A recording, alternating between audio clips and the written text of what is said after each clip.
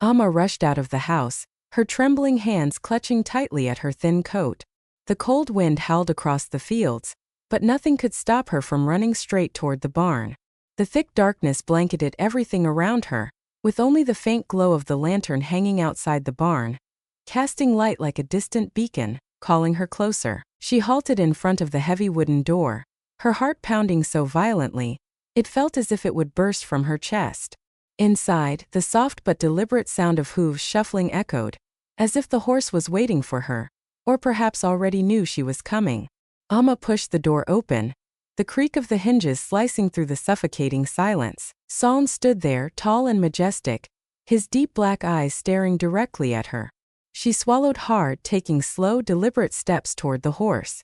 The air in the barn felt heavy, as if every breath and every movement carried a significance she couldn't quite explain. "You were waiting for me, weren't you?"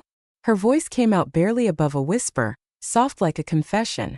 Solns tilted his head slightly, a small gesture that felt like an answer. There was something in his gaze, a profound understanding, a wordless whisper, that held Amma frozen in place, unable to look away. For the first time in years she felt truly seen, truly heard, in a way she never had with John. A powerful surge of emotion coursed through her, both comforting and perilous.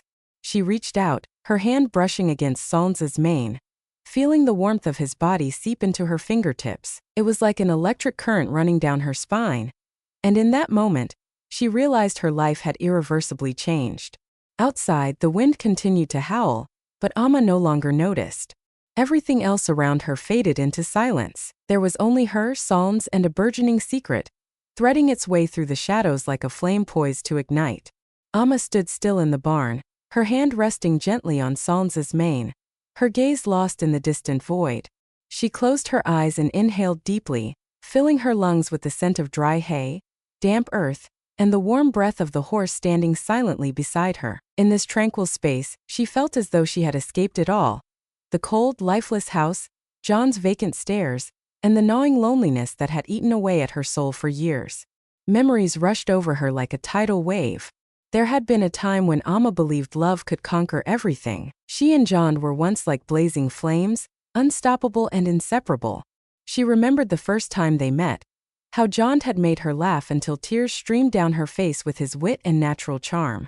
She recalled the long evenings spent by the fire, sharing dreams of a bright future. Back then, John had promised he would always be by her side, building a life together that they could both cherish. But those promises had become a luxury as the years passed. John had thrown himself into his work, endless meetings and business trips that stretched so long, Amma could no longer remember the last time they had dinner together without his phone buzzing incessantly. Every time he came home, it was like hosting a stranger. He'd walk in, drop his bag, give her a quick hug, and disappear behind the screen of his laptop. Amma had really tried to hold on. She had prepared romantic dinners, tried to revive their old conversations, but John always dismissed her with the same weary refrain: "I'm too tired, Amma. Can we talk later?" But later never came. She used to believe that time could heal everything, but instead, it only widened the chasm between them. John wasn't a bad man.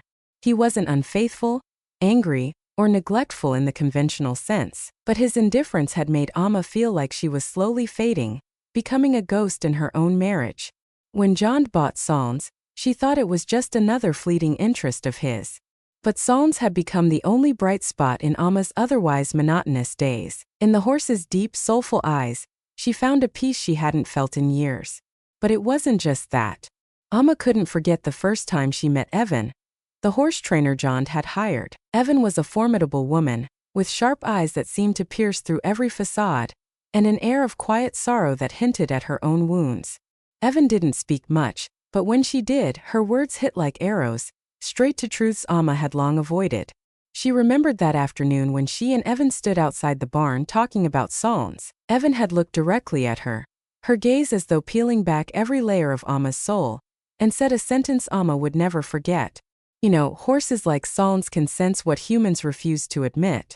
Sometimes it's loneliness that forges the strongest bond." At the time, Amma had only smiled politely and brushed it off. But now, as she stood before Solns, Evan's words echoed in her mind like a prophecy. She didn't want to acknowledge it, But perhaps Evan had been right. It was her loneliness, the emptiness John couldn't fill, that had slowly drawn her closer to Soln's, step by step. She ran her hand softly through Soln's mane, feeling the warmth beneath her palm. You know, Solns, she whispered, sometimes I wish I could be a horse like you. No worries, no battles to fight, just freedom. Solns didn't answer, of course, but his gaze seemed to say he understood, and in that moment Amma felt a fleeting sense of relief. Yet deep down she knew everything was changing, and there was no way to turn back. The moonlight stretched across the fields, illuminating the narrow path leading to the barn. Amma walked slowly, step by step, as though an invisible force was pulling her towards Solns. The wind grew stronger, colder, but she didn't care. Something inside her was stirring, a tempest both vague and overwhelming, as if her heart was urging her towards something her mind couldn't comprehend. The barn door creaked open, the hinges groaning into the stillness of the night. Solns stood there, his deep shadowy eyes reflecting the moonlight. In that moment, Amma felt the world around her dissolve. John was gone, the cold, distant phone calls and the lonely, endless evenings had vanished. There was only her and Solns, as though they belonged to each other in a way that required no explanation. You were waiting for me again, weren't you? She whispered, her own voice sounding like a stolen secret. She stepped closer, her hand brushing gently against Solns' sleek black mane. The horse's warm breath puffed softly against her, soothing and silent, like a quiet reassurance. She stroked him, letting her fingers glide over the smooth strands of his coat. The weight in her chest seemed to lift, replaced by a calm so rare it almost felt foreign. But then the moment shifted. Amma couldn't recall what made her do it. Perhaps it was the way Solns' eyes held hers, or the slight tilt of his head that seemed to acknowledge her touch. Perhaps it was the storm inside her, the loneliness, the yearning, and the hollow void she had been unable to fill. Her hand stopped on the side of his face, her palm pressed gently against his warmth. She closed her eyes and took a deep breath. But even that breath trembled. Solns, his name slipped from her lips, not as a call, but as a confession. The horse shifted slightly, lowering his head as if in response. The way he stood, motionless yet full of understanding, made Amma feel as though he could read the very thoughts swirling in her mind. His gaze met hers, deep, unjudging, and demanding nothing, yet so magnetic she couldn't look away. Her breathing grew heavier. She moved closer, as though the space between them was an unbearable chasm that needed to be bridged. A long moment stretched between them, silent but thick with anticipation. Her hand came to rest on Solns' chest, feeling the steady, powerful rhythm of his heart beneath her fingers. But her own heart was a chaotic drumbeat, threatening to shatter her composure. She stopped thinking. For the first time in her life, all reason, all notions of morality, and every voice of logic were silenced. She was left only with the rawness of her emotions, or perhaps a part of her she had repressed for far too long. One small step, a slight lean forward, and Amma's world came crashing down. She was no longer herself. She was no longer the tired, hollow version of Amma she had been. She was simply a woman consumed by feelings she had never known before. But then a faint noise broke the spell. Amma jerked back, as if she had been yanked out of a fevered dream. A dim beam of light sliced through the barn, and her heart stopped in that instant. Evan stood in the doorway, the sharp-eyed horse trainer's gaze fixed on Amma like a dagger. She didn't say a word, but Amma knew. Evan had seen everything. The air in the barn felt frozen. Evan didn't move, her expression a mix of surprise and cold calculation, as though she was piecing together the scene she had just walked in on. Amma opened her mouth to speak, but no words came out. She could feel her breath rising in the cold night air like an unspoken confession. Shame, guilt, and fear pressed down on her chest. Yet somewhere deep inside, she felt an odd sense of relief. Relief that finally, her secret was no longer hers alone to bear. Amma. Evan's voice broke the silence, calm but firm. What do you think you're doing? The simple question cut through the air like a knife.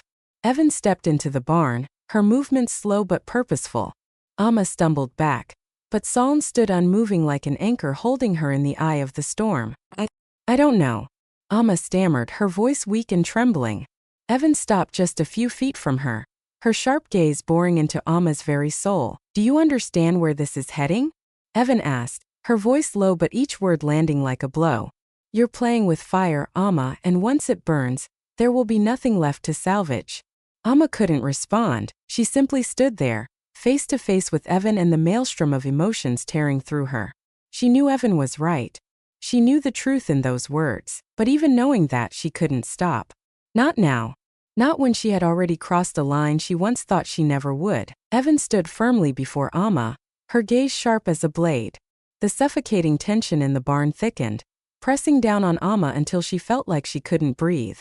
She couldn't avoid Evan's eyes, couldn't deny what had just happened, and couldn't muster any excuse that might justify her actions. "Did you really think this would stay a secret, Amma?"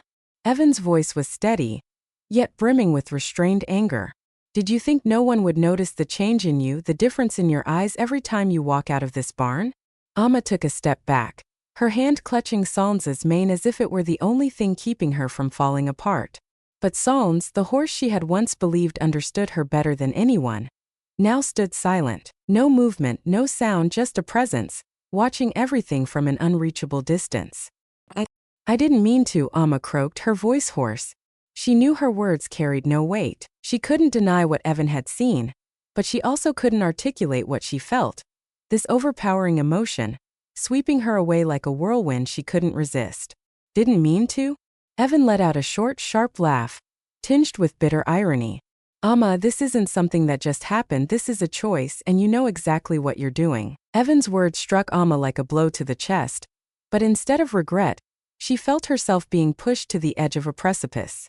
The storm inside her, shame, anger, and even a desperate longing swelled, threatening to break free. "Why do you care?" Amma snapped, her voice louder than she intended, almost a shout. "This is my life, you have no idea what I've been through. You don't know how lonely I am." Evan's expression didn't waver.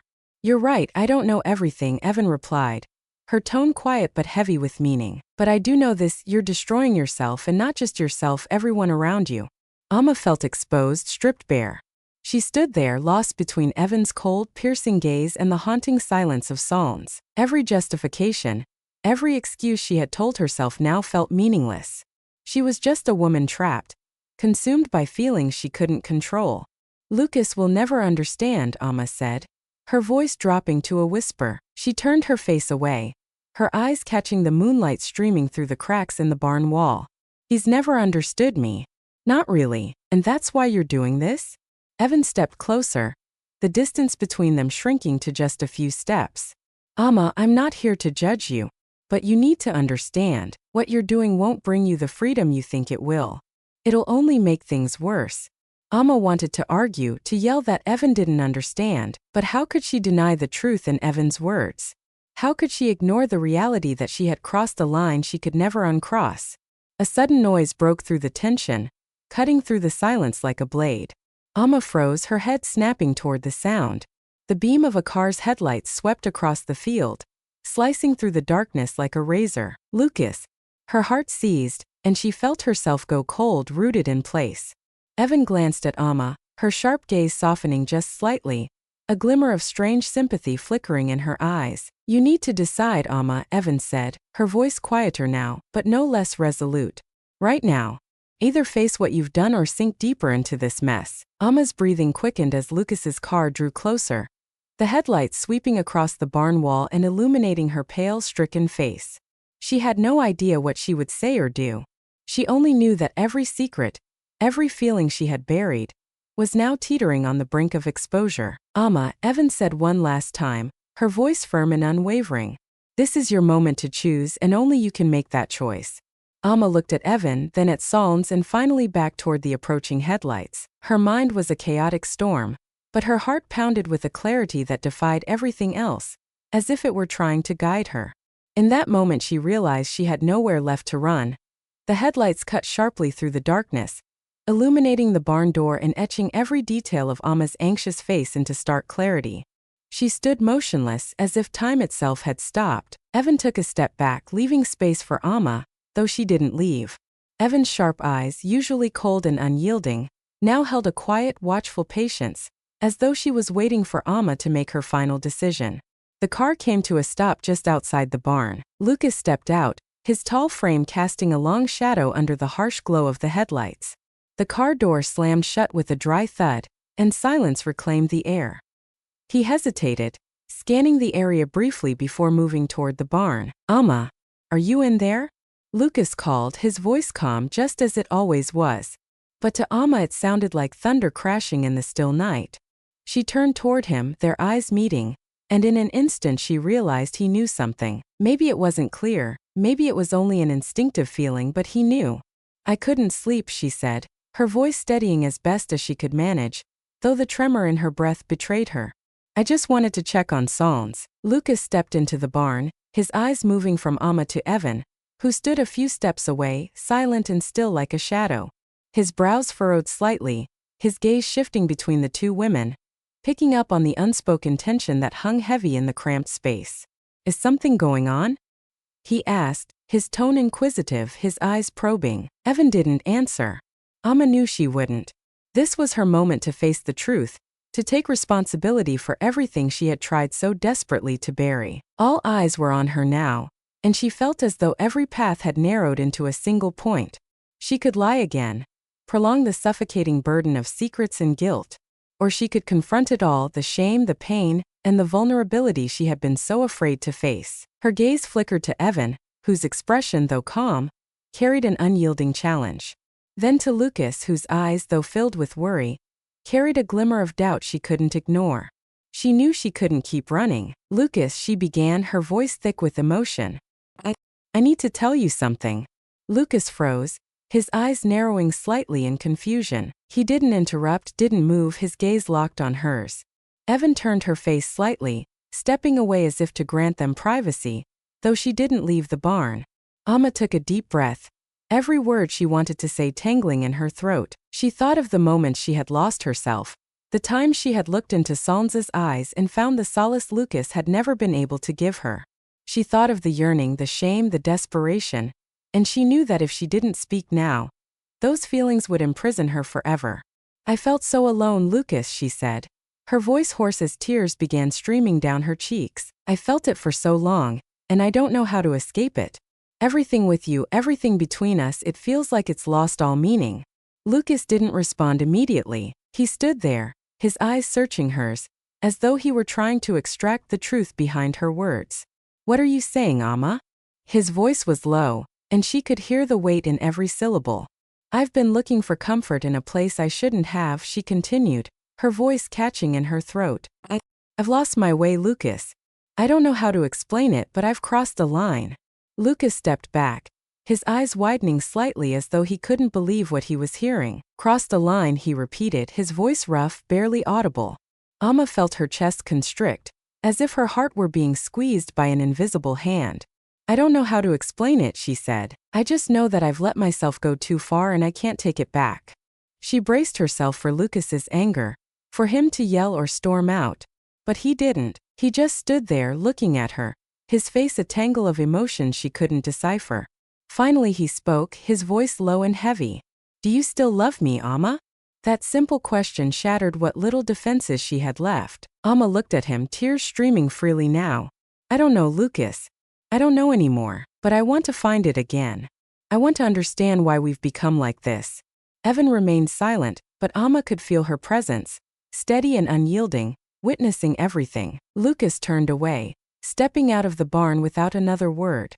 His figure faded into the dim light of the car's headlights, leaving Amma standing there, emptier than she had ever felt.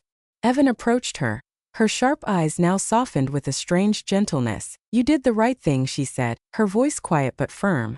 Amma didn't respond.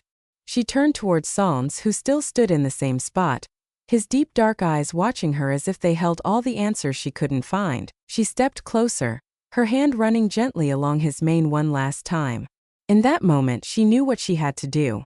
She had to leave the barn, leave the shadows she had allowed herself to sink into for so long. Outside, the moon continued to cast its cold glow, and in the chill of the night Amma walked away, carrying with her all the pain, regret, and a flicker of hope that, maybe one day, she would find her way back to herself.